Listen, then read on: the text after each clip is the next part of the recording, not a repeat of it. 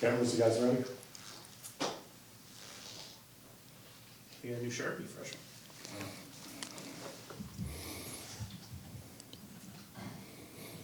There we go. All right, let me know when you guys are ready.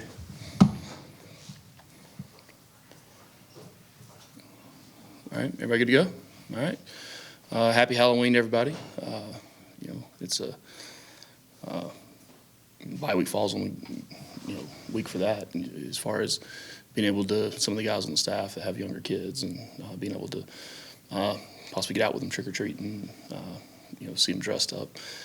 I know mine dressed up on the way to school, and she got another outfit for tonight too. So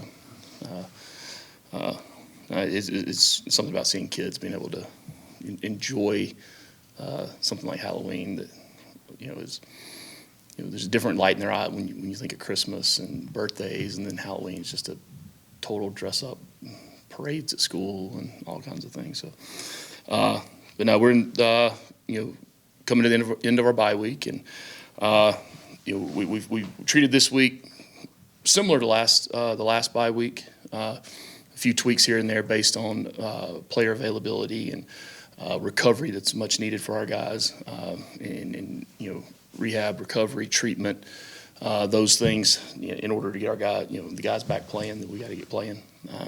So we've been hit with some injury bug, and that's part of football, and being able to manage it and manage those guys, rehab those guys, get those guys back, having player availability is big, and other guys stepping up and having to play in those times. So,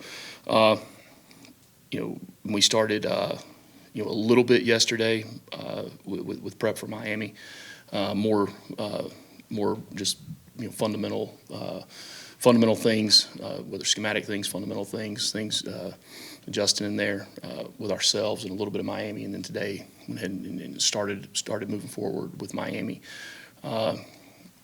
Still have their class responsibility, study hall responsibility, those things moving forward. And I know they played Duke this weekend, so a chance to see them play against an opponent that we've already played, and continue our preparation on Sunday when everybody gets back, and the staff will hit the road, hit the road later today, recruiting, and all day tomorrow. So really excited for that. The last bye week we kind of got washed out from being able to get out on the road. So with the limited days you get in the fall now, we're able to make those up and get hit where we need to get hit. So it'll be good to get out and see some good football games, and get the staff out and see a bunch of good players and good football games this weekend too. So there's a saying that a quote that somebody gave me on Saturday that I thought really sums up a lot of things. That adversity reintroduces you to yourself. And what is adversity in some people's eyes, and in other people's eyes, it's all really in the eye of the beholder, for that matter. But when you hit it, it's how you respond to it and how you come back from those things. But I thought that was a pretty key quote of saying reintroducing you to yourself, and knowing who you are as a player individually, and then how you mesh into being a part of a football team. That's important. We talked about that immediately after the game on Saturday.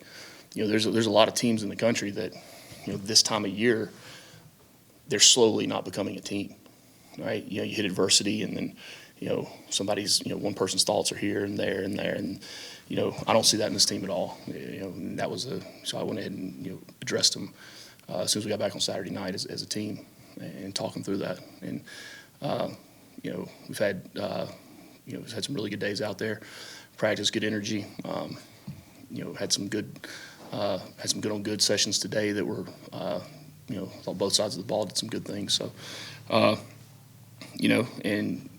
look, it's no sugarcoating things that go on.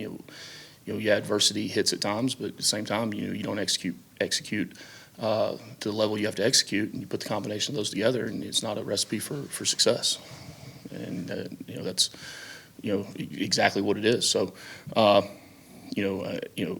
are you proud of the guys for continuing to fight and play? Yeah, that's what you have to have. That's a given. That's a given that you have to have in a football team. So we got to continue to execute and push through those things and be able to do what it takes to have success on Saturday. So by no means am I down on this football team as a team at all. And the chemistry of the team, the grit of the team, right? And we've got to continue to improve the execution. And on Saturday, everybody took their turns. I thought defensively, we collectively as a defense, even with a couple guys down, played as good of football, start to finish as we've seen this year. And that's super encouraging. So, then we'll continue to work through them, push through these things, get better with these things, and be ready to answer the next challenge. So, it's all about the response to the setback, not the setback. It's only the setback if you allow it to be that. So, we got to use this week to, like I said, recover, get healthy, all right, and recharge ourselves, mentally, emotionally. And I use the analogy with the team on Saturday. I said, when you plug your phone in the wall to recharge it, what does it do? It gains power, it gains life, it's extended use. Right? You don't recharge your phone and just throw it on the couch and let it sit there. I thought it was a pretty good analogy to what a bye week is when you talk about recharging your team and recharging yourself mentally and emotionally. So, we know we got the challenge coming in next weekend. We're able to get a jump start, on preparation for that as a staff and as a team. So excited for the challenge next weekend. Cool. I'm gonna take a sip of water, even though I didn't have any chocolate. Go ahead. Did you eat yours? Yeah, I did.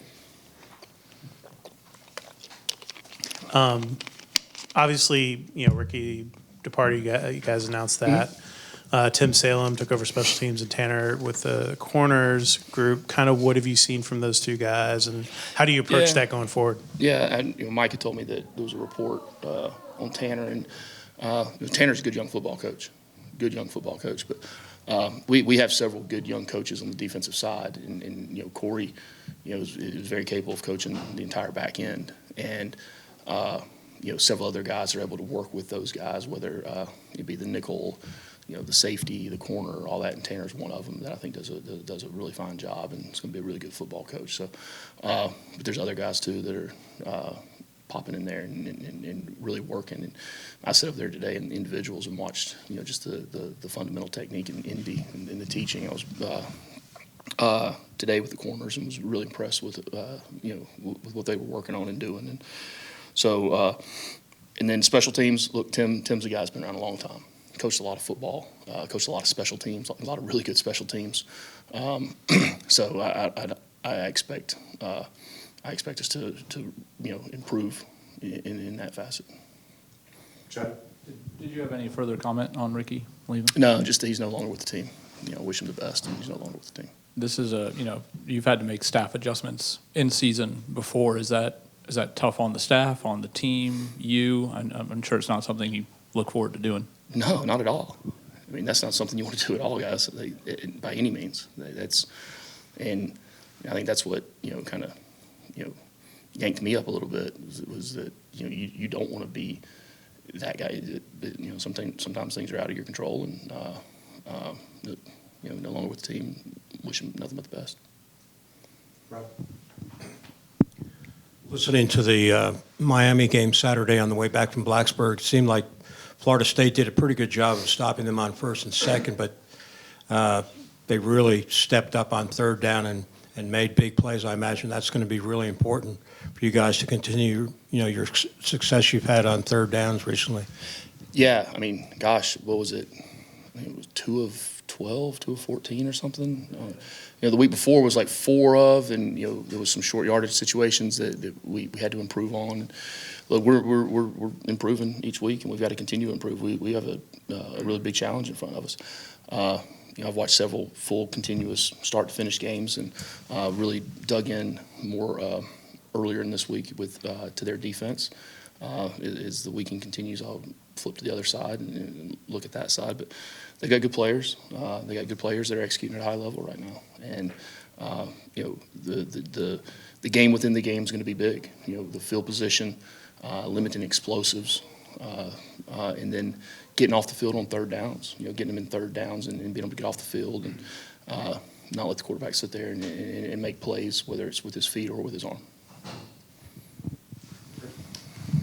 I know sometimes you'll hear coaches and players say, if things are going well, I don't want to have a bye week, I want to keep playing. Is there such a thing as a good time and a bad time for a bye week? And kind of going off of your comments in the opening statement about recharging, would this qualify as a good time to have it because of adversity, injuries, things like that? Yeah, when you say, when I'm talking adversity, I'm talking the injury part.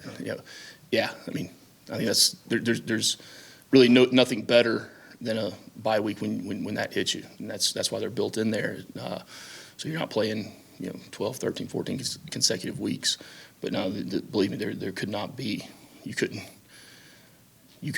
draw it up and script it up and have a more important bye week than we have right now by any means. Going back to Blacksburg, I think there was maybe a third down or a fourth down call that looked like you guys maybe had gained it, and it was maybe incorrect. I don't know if you went back. You said out of the game you didn't know, Yeah. but did you go back and watch what happened? So a lot of talks with it, and here's what the ACC has told us. The chain crew, which is assigned, operations, stadium operations, right? Didn't follow proper protocol when putting the marker down. It was a long story short. Straight from the thing, chains were set at the 25. Should have been the 24. There ended up being an extra yard in there, and you don't want to comment on those things until you actually see and review. And look, we've got to I'm not going to speak out of line by any means when it comes to those things. And there was a 4th and 1 that they ended up really having an extra yard in there. It was an inadvertent administrative error that occurred. Those things happen, and we can't we've got to put ourselves in position not to allow an administrative error to affect us within that game.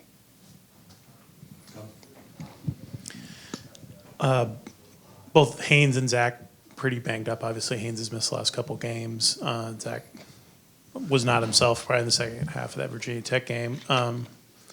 Kind of where are those guys at in terms of coming back, healing up? I know Haynes' thing's been literally been day to day. It has. But. And look, I don't want to sit here, Kelly, and say day to day again, but it really truly is a day to day thing. I'm very hopeful we get him back from Miami. I can't sit here and say that he's probable for Miami. I can't. I would hope by next Wednesday, Thursday, we'd maybe get a little clearer definition of it. But that's we're hoping we could get to this bye week, and if we weren't able to go last week, that we could get to the bye week and continue to have that built-in buffer of time. There's nobody in the world worse that wants to stand up here and say that he's full go, ready to rock and roll than I do. So, was it next Tuesday? Yeah, next Tuesday media. Would I say the hopeful emoji? Yeah.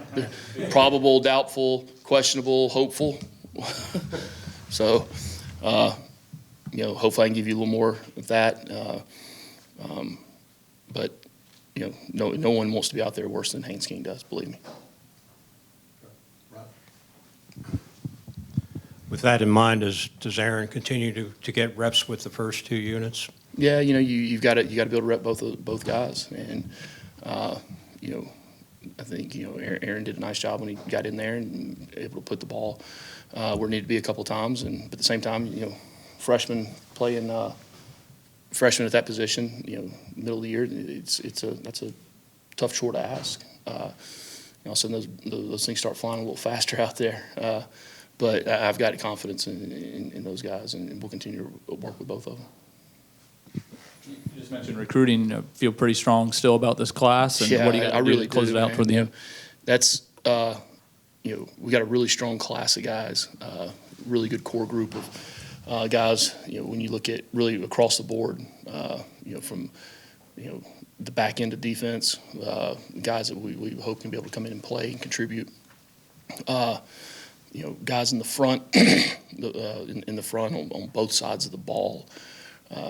Obviously, offensive line's always a little more developmental than the defensive side, but feel really strongly there, really across the board with players. Obviously, I can't comment on any singular player, but I think this recruiting class is the coaches have done a really good job. The staff's done a really good job of recruiting these guys. They understand that they're what they're coming here for, and then you'll go through and pinpoint the spots that you need the maturity help from possibly the transfer portal, and address those, and really treat it no different than like I've said before, like the draft and the free agency. Just in college, they haven't happened at the same time. Offensively, you guys have driven the ball more successfully when healthy. I think drives to drive. That's a great way of saying it, Kelly. Yeah, that is magnificent. I appreciate it. But it's less explosive maybe this year than at this point a year ago.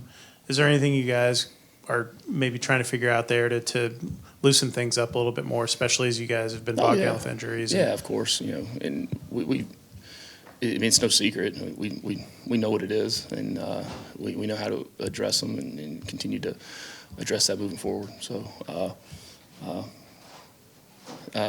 but it's you want to be explosive every play, and you go into a game, to be explosive, and but explosives also can be, true explosives can be second and tens, all right? They can be, third and eights as well. So it's knowing your overall personnel that's on the field. And look, I mean, Haynes Keen's an explosive player. He's a very explosive football player, and but we have others that are too. So we'll continue to work to distribute it and get it to the right guys to continue to do that. The thing we've got to do, we have too many short drives right now, and I think that I know the exact number in the last game of drives under 2 minutes, and didn't get much out of it. That puts a big stress on the defense. It really does, and it inhibits the field position part of the game. Yeah, we've had